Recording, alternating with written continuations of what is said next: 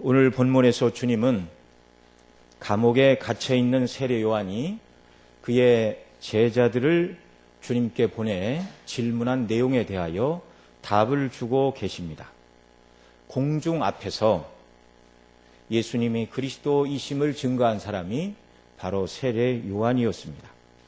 그런데 이 세례 요한이 예수님께 질문을 하고 있는 것으로 비추어 볼 때 주님이 말씀하신 것처럼 여자가 낳은 자 중에 가장 큰 자라는 주님의 인정을 받을 만큼 구약에 정통하고 대단한 선지자였음에도 불구하고 우리 주님에 대한 이해에 있어서는 완전하지 않았다는 사실을 우리가 여기서 알게 됩니다. 이 세례 요한이 어떤 사람입니까?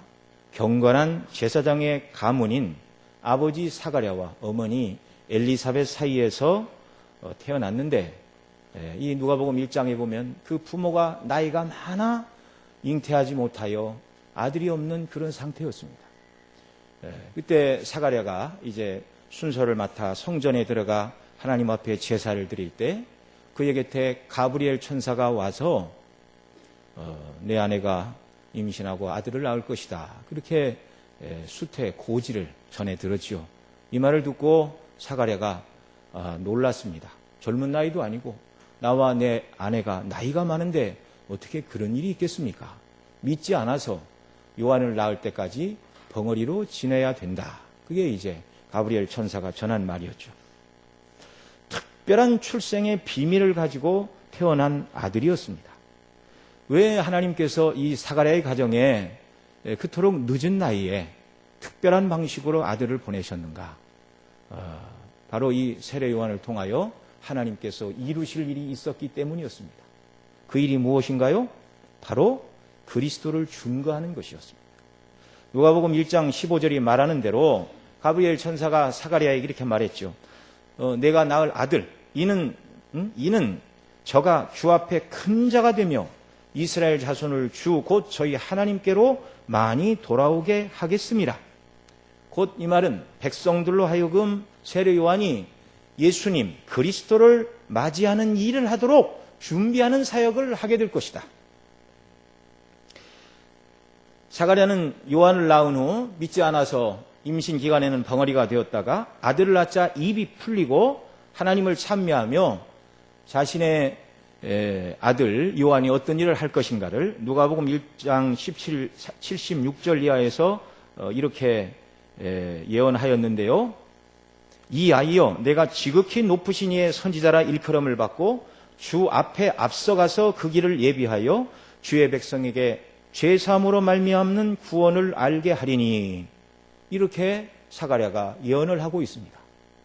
그러니까 아이를 낳을 수 없는 가정에 하나님의 특별한 방식으로 아이를 낳았고 그 아이를 주신 이유가 뭐냐면 바로 예수님이 그리스도이심을 온 세상 모든 사람에게 드러내는 일을 하라고 그렇게 했다는 말이죠. 누가복음 1장 80절에 보면 그 후 아이가 자라며 심령이 강하여지며 이스라엘에게 나타나는 날까지 빈들에 있으니라 이렇게 말합니다. 특별한 방식으로 출생을 했죠. 그 다음에 왜 하나님이 보내셨는가? 그리스도를 증거할 목적으로 하나님이 보내셨습니다. 그리고 그 일을 하기 위하여 빈들에 나아가 하나님과 교통하며 기도하며 성령의 인도를 받고 그리스도를 드러내기에 완전히 충분한 상태로 준비되었을 때 예수님보다 조금 앞서 이제 요단강에 나아가 회개의 세례를 베풀며 예수님 맞을 준비를 하라고 사역을 감당했던 사람이 바로 세례 요한이었습니다.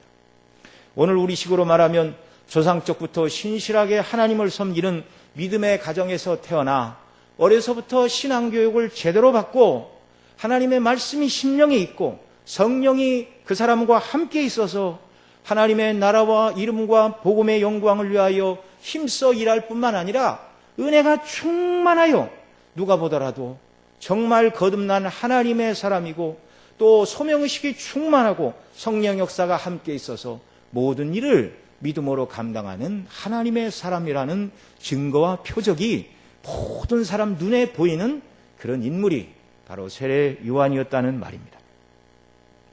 그런데 이 요한이 옥에 갇힌 후 제자들을 예수님께 보내요. 오실 그이가 당신입니까? 아니면 우리가 다른 사람을 기다려야 하겠습니까? 이렇게 묻고 있습니다. 오실 그이라는 말은 구약이 증거하고 있는 메시아, 신약의 용어로는 그리스도입니다. 요한의 질문은 이것이죠. 예수님, 당신이 구약이 약속한 메시아가 맞습니까? 내가 감옥에 갇히기 전에 예수님을 그리스도라고 세상에 소개를 했는데 그 메시아가 정말 맞습니까? 하나님께서 아담이 범죄한 후에 여자의 후손을 통하여 구원을 말씀하신 여자의 후손으로 오신 그리스도가 맞으십니까? 모세가 훗날 그렇게 예언했죠. 훗날 여호와께서 너희 가운데 나와 같은 선지자 하나를 일으키시리라. 그래서 모세는 이스라엘 백성들을 종되었던 애굽 땅에서 이끌어낸 출애굽의 지도자였는데 모세가 말하고 있는 나와 같은 선지자는 진정한 출애굽, 죄악을 상징하는 애굽에서 육신의 몸을 모세는 이끌어냈지만 진정한 출애굽은 죄에 빠진 자들을 죄에서 건져내는 일이 진정한 출애굽입니다. 그래서 모세가 말하는 나와 같은 선지자는 영적인 출애굽, 죄에서 그 백성을 건져내실 메시아, 곧 그리스도, 하나님께서 아담에게 약속하시고 모세에게 약속하시고 더 나아가 아브라함과 다윗에게 약속하신 아브라함과 다윗의 후손으로 오셔서 이스라엘을 구원할 구약의 메시아를 약속하고 있는 그 메시아가 바로 당신입니까? 아니면 다른 사람을 기다려야 됩니까?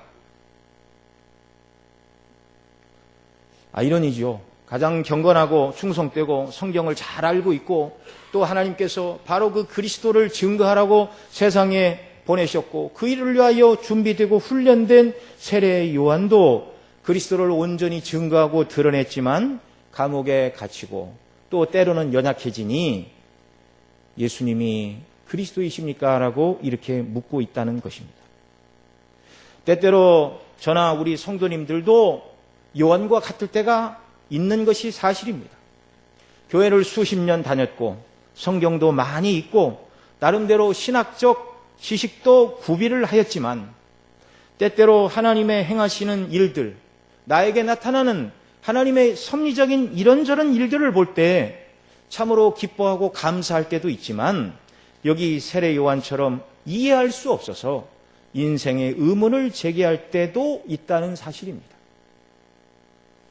요한은 오실 그이가 당신입니까? 우리가 다른 일을 기다려야 합니까? 이렇게 물었지만 우리는 인생의 답답한 문제를 만나면 과연 하나님은 나를 사랑하십니까? 왜 이런 어려움을 주시고 왜 이런 문제를 해결해 주시지 않습니까?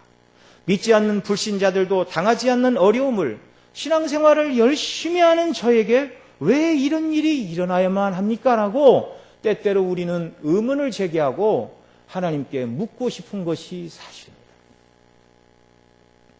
더욱이 깊은 수렁에 내가 빠져들고 있다고 느낄 때는 내가 고통받는 이때에 하나님은 어디 계십니까?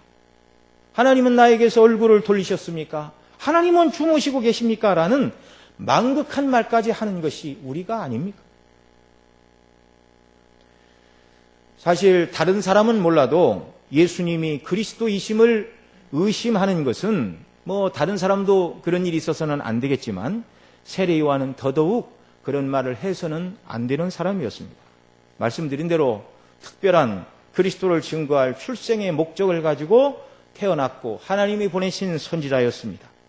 그리고 요한이 예수님을 그리스도라고 증거한 그 사건도요, 요한이 예수님의 행하시는 일을 가만히 이렇게 들여다보니까 저분 같으면 혹시 그리스도일지도 모르겠다라는 추정과 심정으로 그렇게 말한 것이 아닙니다.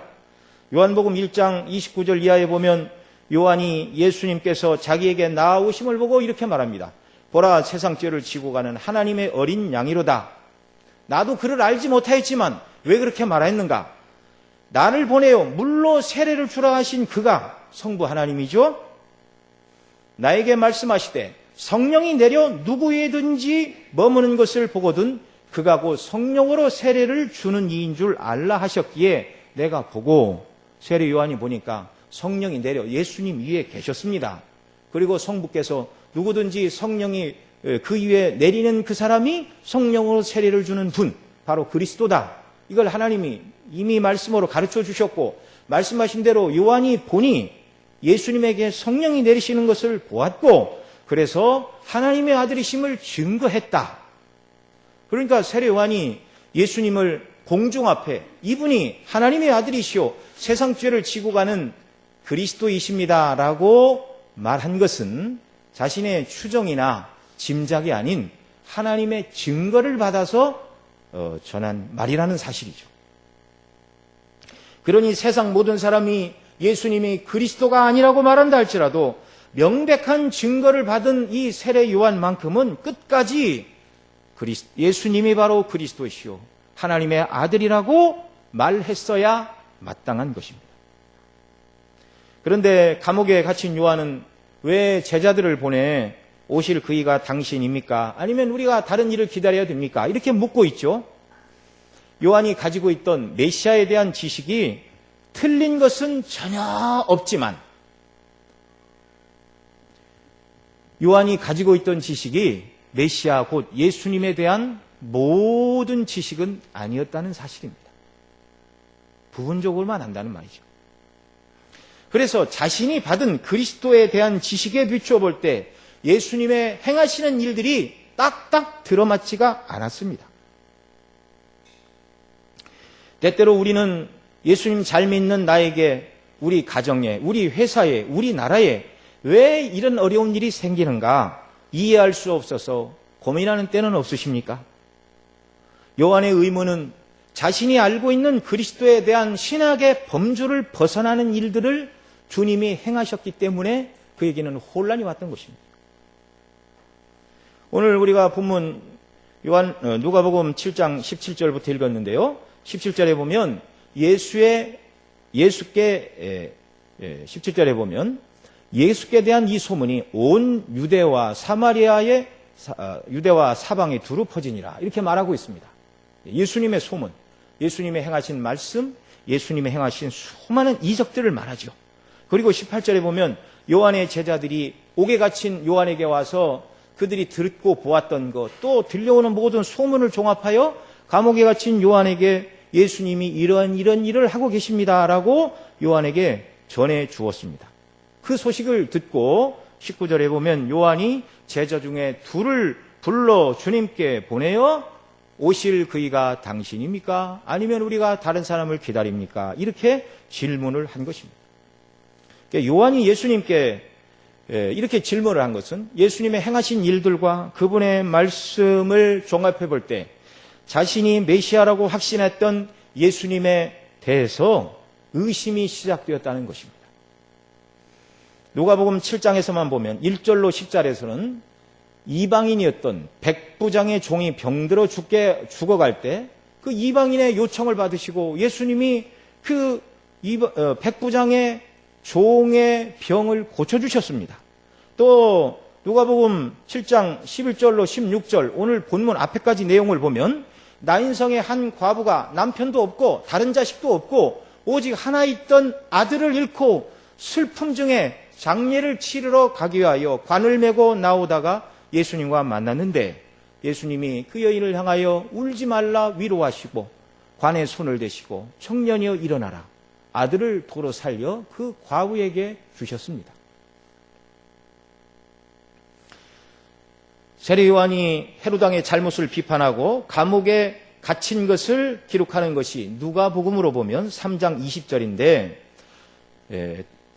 시간상으로 보면 투옥된 후 이 질문을 하기까지 성경학자들은 대략 1년 반 정도, 18개월 정도의 시간이 지났을 것이다, 이렇게 추정을 하고 있습니다. 감옥에 갇힌 후 18개월 동안 예수님의 어떤 일을 하고 계시는가?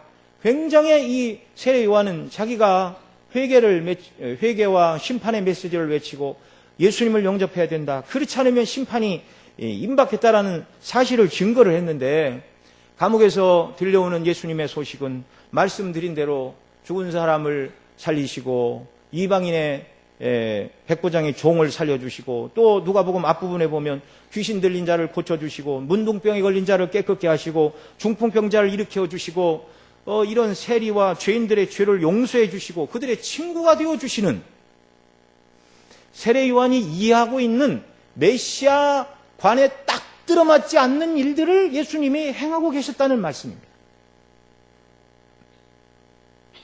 이런 예수님의 행사가 세례 요한에게는 이해하기 어려운 난제와 같았습니다.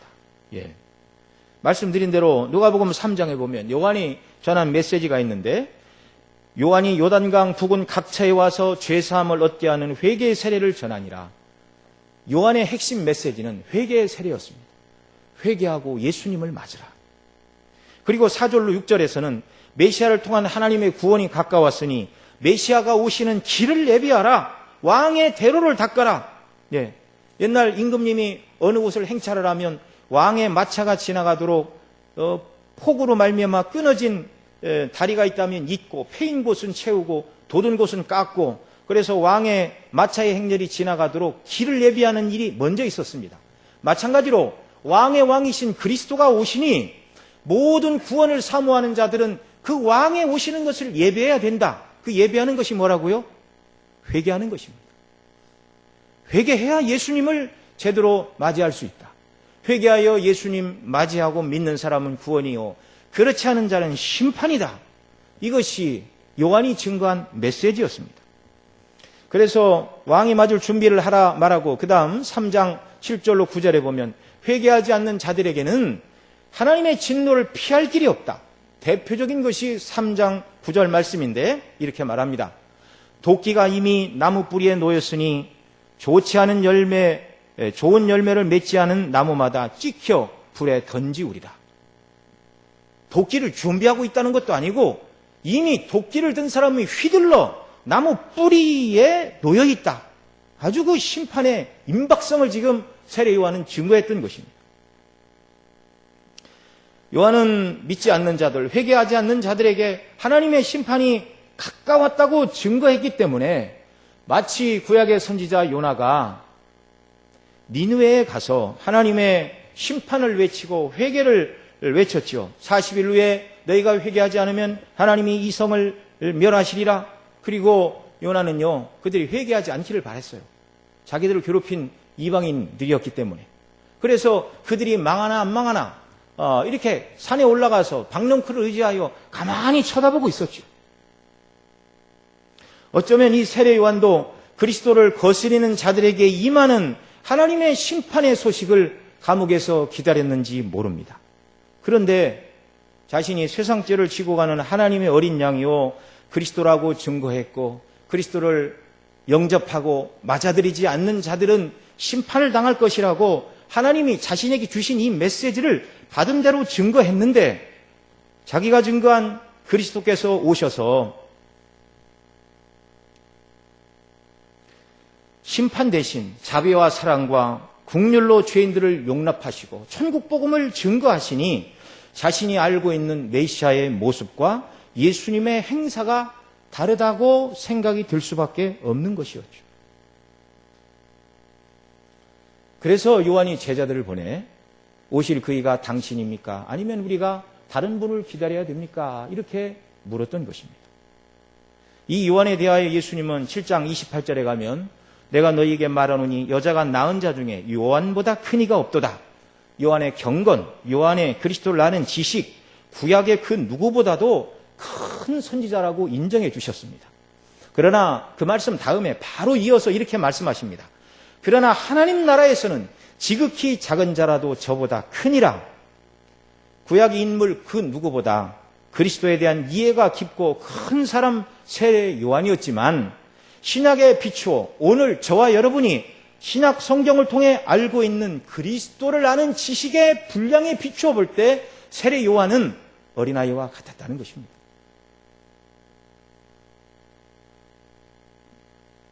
요한뿐만이 아니죠. 예수님 옆에서 3년간을 동고동락한 제자들도 이제 사역 마지막 맞이하여 내가 예루살렘에 올라가 장로들과 서기관들에게 고난을 받고 십자가에 못 박혀 죽고 3일 만에 다시 살아나리라.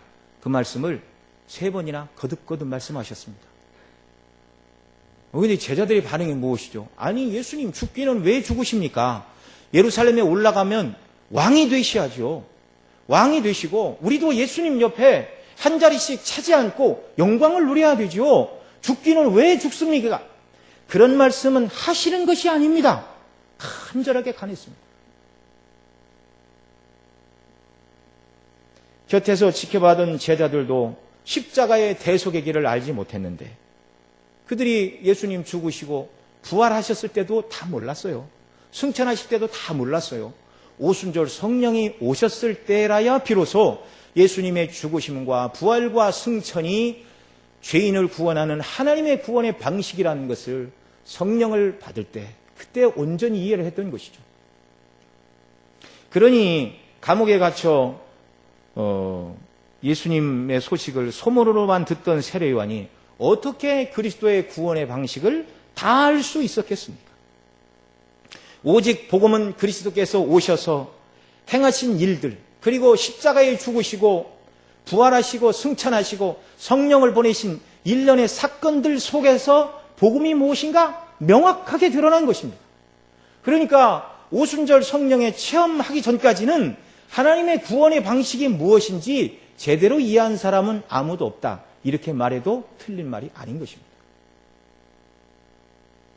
경우는 다르지만 우리도 수십 년 신앙생활을 했고 하나님에 대하여 알 만큼 알고 나름대로 신학적인 이론을 정립했다고 생각하지만 그러나 때때로 나에게 또는 내 주변에 일어나는 하나님의 섭리적인 뜻을 다 이해하지 못하여 당황하며 때로는 불안해하고 때로는 의문에 휩싸이는 것이 저와 여러분의 현실이고 삶인 것이 또한 부인할 수 없는 현실입니다.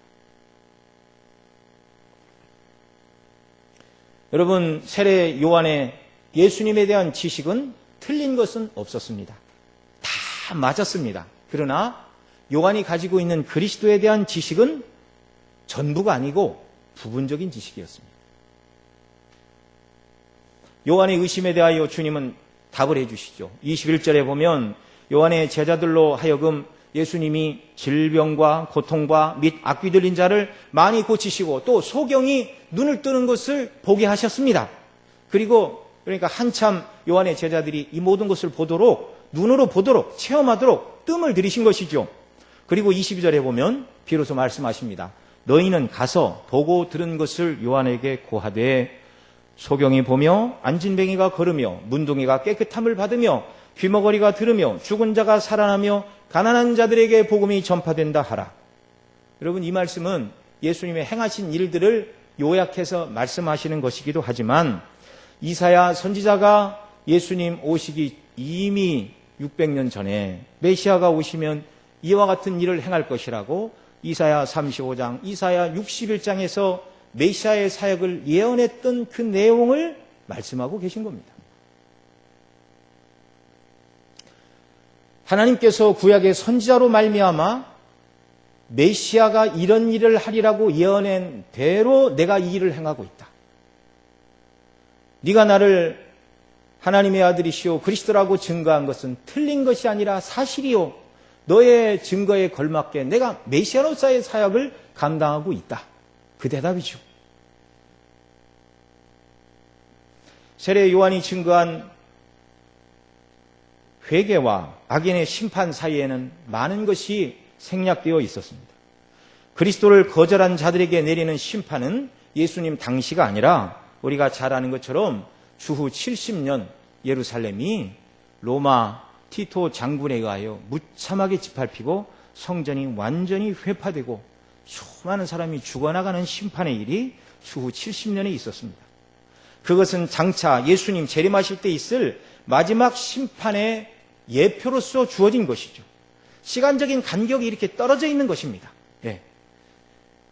주님을 회개하고 예수님을 믿고 그렇지 않은 자들에게 심판이 있죠. 그러나 당장 있는 것이 아니라 시간적인 간격이 있는 것이죠. 예. 예수님이 오셨고 AD 70년에 예루살렘의 멸망 그리고 종국적으로 이루어질 예수님 재림 때 악인이 망하게 되는 영원한 형벌은 저만큼 뒤에 있는 것입니다. 근데 요한이 볼 때 이게 이렇게 겹쳐 보였어요. 겹쳐. 예수님 믿는 것과 심판이 앞에서 보면 이게 간격이 얼마큼인지 이 사이에 생략된 것이 보이지 않으니까 그리스도에 대한 회개의 세례 그리고 거절하는 자들에게 심판, 요한은 이 두 봉우리만 잡고 얘기를 한 것이지 이 두 사건 사이에 예수님의 십자가, 그 다음에 이 복음이 땅끝까지 전파되고 그 후에 예수님이 오셔서 완전한 심판을 하신다는 종말에 되어질 이 모든 사건에 대한 이해가 우리처럼 완전하지 않았다는 말입니다. 저와 여러분도 하나님의 뜻을 다 알 수는 없습니다. 물론 성경을 통해 구원에 관한 하나님의 명백한 뜻을 우리가 압니다. 우리가 무엇을 알죠? 저와 여러분은 성경을 통해 우리가 죄인인 것을 압니다. 여러분 다 죄인인 줄 고백하십니까? 두 번째로 우리에게 죄인인 우리에게 구주가 필요하다는 것을 우리는 압니다. 여러분 이것을 자인하십니까? 그렇습니다. 내가 죄인이라고 생각하지 않는 사람은요, 구주가 필요 없는 거예요. 예수님은 죄인을 구원하시기 위하여 십자가에서 대속의 피를 흘리고 저와 여러분을 위해 죽어주셨죠. 이것이 성경의 기록이고 이것을 저와 여러분이 알고 믿고 신앙을 고백합니다. 그리고 이 예수님으로 말미암아 구원받은 자들은 이제 구원받은 은혜에 합당하게 예수님 닮아야 되는 성화의 삶과 하나님의 영광을 위하여 살아야 된다는 것도 우리가 압니다. 이건 드러난 명백한 하나님의 뜻입니다. 그러나 우리 인생길에 숨겨진 더 많은 하나님의 뜻이 우리에게 있다는 것도 알아야 됩니다. 신명기 29장 29절에 보면 이렇게 말씀합니다. 오묘한 일은 우리 하나님 여호와께 속하였거니와 나타난 일은 영구히 우리와 우리 자손에게 속하였나니 이는 우리로 이 율법의 모든 말씀을 행하게 하려 하심이라. 여기 오묘한 일과 나타난 일에 대하여 이 신명기의 기자 모세가 설명해 주고 있는데요.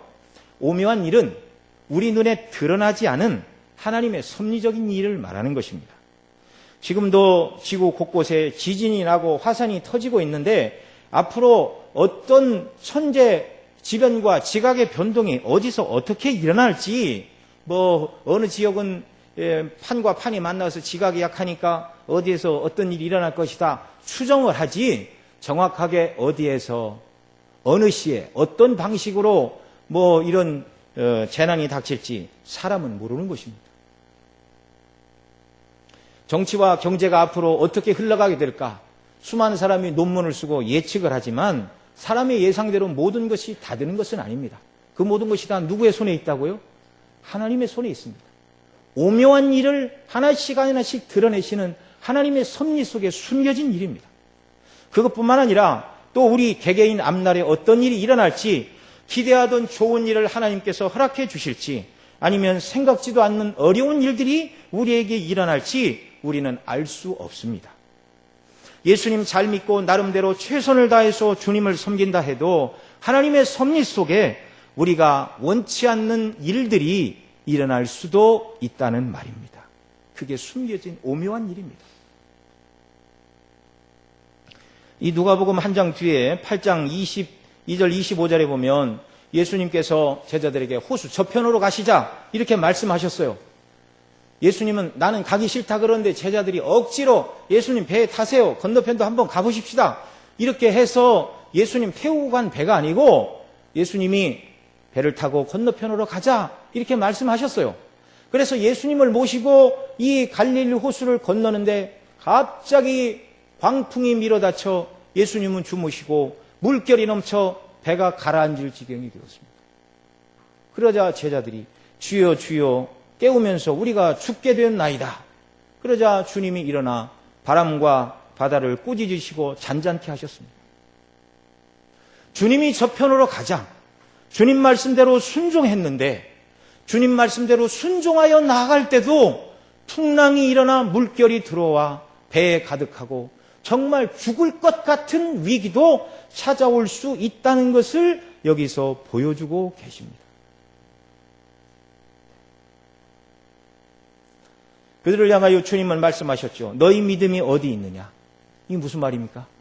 절대로 예수님 믿고 그 믿음으로 행하는 자들은 죽지 않는다는 것이죠. 하나님의 뜻대로 순종하며 살아갈 때 때때로 우리가 알 수 없는 하나님의 오묘한 섭리 속에 때로는 어려움이 올 수도 있지만 그러나 주님의 뜻을 믿음으로 감당하다가 망하거나 죽는 일은 궁극적으로 일어나지 않는다는 말씀입니다. 하나님의 섭리적인 뜻이 우리에게 있어 우리가 원하는 일들 일어나면 너무 좋죠. 그러나 원치 않는 일이 일어난다 해도 그것은 하나님의 선하신 뜻 속에서 우리의 궁극적인 유익을 위해 하나님이 허락하신 일임을 여러분 믿으시기 바랍니다. 지금은 알 수 없어요. 그 모든 일들이 저와 여러분의 성만을 위하여 세상을 포기하고 주님을 바라보고 믿음으로 천성을 향하여 가도록 유익하고 도움이 되는 일이기 때문에 하나님께서 허락하신다는 말입니다. 하나님 우리를 사랑하시지 않거나 능력이 부족해서 그런 일들이 일어나는 것이 아니고 저와 여러분의 영적인 유익을 위해서 꼭 필요한 일이기 때문에 하나님이 그렇게 허용적으로 역사하신다는 사실을 기억하시기 바랍니다. 이것이 인생의 난제와 위기를 맞이할 때 성도들이 가져야 될 마음의 자세인 것이죠. 여러분 예수님 승천하시고 오순절 성령께서 강림하시자 사도행전에 기록된 예루살렘 교회는 말 그대로 은혜가 충만하고 날마다 부흥하는 교회였습니다. 베드로가 설교하면 하루에 3,000명씩 죄인들이 회개하고 주님께 돌아오는 부흥의 은혜를 경험하는 놀라운 축복의 세대였습니다. 그런데 그것이 길지 않았습니다. 아무도 예상하지도 않고 원하지도 않았는데 갑자기 예루살렘 교회에 핍박과 박해가 일어나 사도들 외에는 다 흩어지고 말았습니다. 한마디로 그 크고 영광스럽고 찬란했던 예루살렘 교회가 사람 보기에 와해된 것처럼 보였습니다. 그것이 바로 신명기 29장이 말하는 오묘한 일입니다. 오묘한 일. 세례 요한이 다 이해하지 못했던 하나님의 섭리 속에 일어나는 일들입니다. 당신은 왜 하나님께서 성장하는 이 교회에 이런 시련을 허락하시는가 알 수 없었죠. 그러나 분명한 건 하나님의 손이 짧고 능력이 부족해서나 그들을 사랑하지 않아서 이런 일이 생긴 것이 아니고 그 일로 말미암아 흩어진 유대인들이 사마리아에 가서 복음을 전하고 또 이방 지역에 가서 복음을 전하고 뿐만 아니라 이방인을 상대로도 복음을 전하고 그래서 최초로 이방인들만 예수님 믿어서 설립된 신약의 교회가 있습니다. 그 교회가 어떤 교회죠? 안디옥 교회입니다. 만일 예루살렘 교회에 핍박이 일어나지 않았다면 아무도 예루살렘을 떠나 사마리아와 땅끝까지 이르러 복음을 증거할 마음을 아무도 먹지 않았을 것입니다. 그러나 예수님 부활승천하시면서 땅끝까지 복음을 전파하라 말씀하셨고 섭리적으로 그들을 흩으심으로 말미암아 이 일을 주님께서 이루어 가시죠. 때때로 저와 여러분에게 이해할 수 없는 하나님의 섭리적인 일들이 우리에게 나타날 때 좌절하거나 절망하거나 하나님이 나를 버리셨습니다. 왜 이러십니까? 라고 낙마하지 말고 주님을 끝까지 믿음으로 바라보시기 바랍니다. 신명기 29장에 보면 29장 29절 이 오묘한 일은 우리 소관이 아니죠. 하나님의 섭리 속에 일어나는 일들입니다. 그러나 나타난 일은 우리 소관이라고 말합니다. 자, 이 일은 영구히 우리와 우리 자손에게 속하였나니 우리가 행할 수 있는 일이라 그 말이죠. 그 일이 무엇인가? 이는 우리로 율법의 모든 말씀을 행하게 하려 하심이라. 나타난 일은 바로 구약식으로 표현하면 하나님의 율법을 지키는 일, 그것은 나타난 일, 우리가 할 일이다. 이렇게 모세가 가르치고 있습니다. 그러니 우리는 때때로 내 생각과 상식과 경험으로 내 신앙과 성경 지식으로 이해할 수 없는 일을 만나게 될 때 하나님께서 나를 사랑하십니까? 때로는 질병으로, 때로는 실업으로, 진학의 실패로 꿈꾸고 원하던 것이 이루어지지 않을 때 하나님이 나를 버리셨습니까? 나를 버려두신 것이 아닙니까? 이런 의심을 버려두고 우리가 할 일이 무엇인가? 나타난 일, 곧 구약의 표현으로는 율법에 순종하는 것이고 신약의 표현으로는 복음에 대한 바른 이해 속에 예수님을 온전히 믿고 의지하고 예수님 닮아가며 하나님의 이름과 나라와 영광을 위해 힘써 살아가는 것입니다.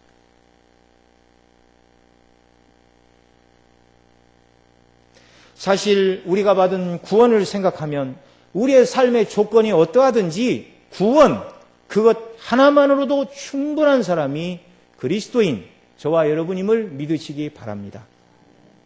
여러분, 이 뒤에 가면 누가복음에 거지와 나사로의 비유가 나오죠. 부자와 나사로의 비유. 거지이며 병들고 아픈 나사로와 부자인 그 집 이름은 안 나오는데 두 사람의 삶이 살아서는 부자는 날마다 자색 옷을 입고 호화라이 연락하고 실컷 먹고 물린 상 찌꺼기로 부자의 대문 앞에서 나사로가 먹고 살았지만, 그러나 영원한 세계에 들어가니 완전한 역전현상이 일어났습니다.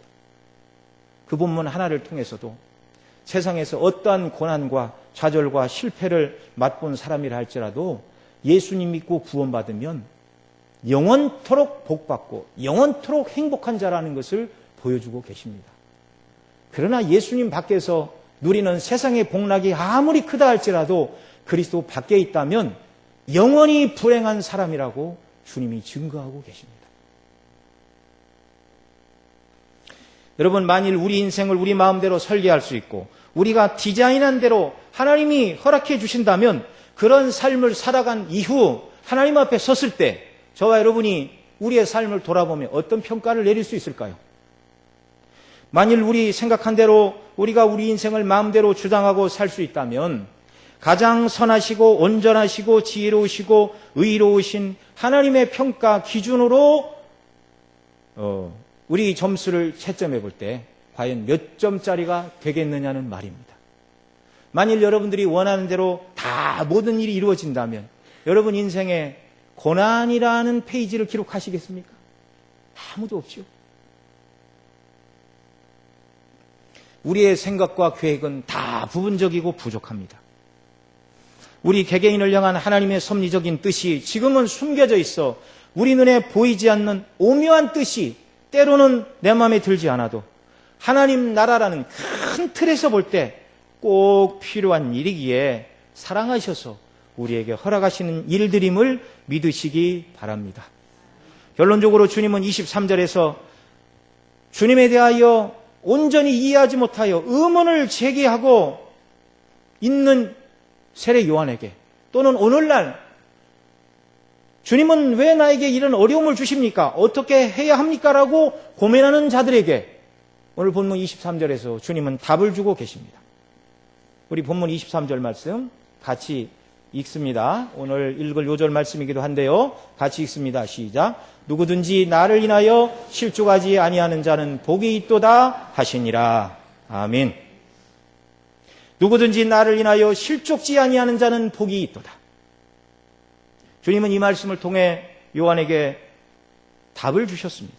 지금은 옥에 갇힌 세례 요한 당신이 모든 것을 이해하지는 못하겠지만 나를 인하여 실족지 아니하고 끝까지 나를 믿고 내 사역을 지지하고 동참하는 자는 받을 복이 영원 무궁하다. 또한 오늘 우리에게도 이해할 수 없는 인생의 난제와 어려움 때문에 주님 왜 이런 어려움이 있습니까? 라고 의심과 의문을 제기하는 저와 여러분들을 향하여 주님은 말씀하십니다. 누구든지 나를 인하여 실족지 않는 자는 복이 있다. 여러분, 우리가 삶에 어떠한 구비구비를 만난다 할지라도 주님을 인하여 실족지 않는 자들이 되시기를 바랍니다. 예수님은 하나님의 아들이시오, 우리를 죄에서 구원하신 십자가의 대속의 죽음을 대신 당하시고 부활 승천하사 지금도 하나님 보좌 우편에 앉아 계시고 불꽃 같은 눈으로, 우리 눈에는 주님이 보이지 않지만 주님의 불꽃 같은 눈에는 저와 여러분이 지금도 다 보이고 계시고 감찰하심을 믿으시기 바랍니다. 그 주님을 인하여 실족지 않는 자, 어떤 어려움 속에서도 끝까지 주님을 믿고 신뢰하고 복음에 합당하게 살아가는 자는 영원한 복락을 받게 될 것이다. 영원한 하나님 나라의 영광에 참여하는 복을 누리리라. 기도하시겠습니다. 사랑하시는 아버지 하나님, 고맙고 감사합니다. 귀한 주일 함께 모여 하나님을 예배하며 참여하게 하시고 우리 인생길에 때로 이해할 수 없는 어려운 환경과 조건을 만난다 할지라도 예수님 때문에 우리가 낙심하거나 좌절하지 않게 되고 우리를 향하여 드러내신 밝히 드러내신 복음의 뜻을 붙들고 실족지 아니하며 믿음으로 살아갈 때 영원한 복락 또 하나님의 섭리적인 은혜를 경험하게 된다는 것을 말씀을 통하여 듣도록 인도하심을 감사합니다. 이 말씀 심령이 깊이 새기고 주님과 동행하며 어떤 환경 속에서도 기쁜 날은 기쁨으로 주님께 영광을 돌리고 어려움 속에서도 주님을 신뢰함으로 주께 영광 돌리는 저희들의 삶이 되도록 복의 복을 더하여 주옵소서. 이 모든 말씀 우리 구주 예수님의 이름으로 기도드리옵나이다.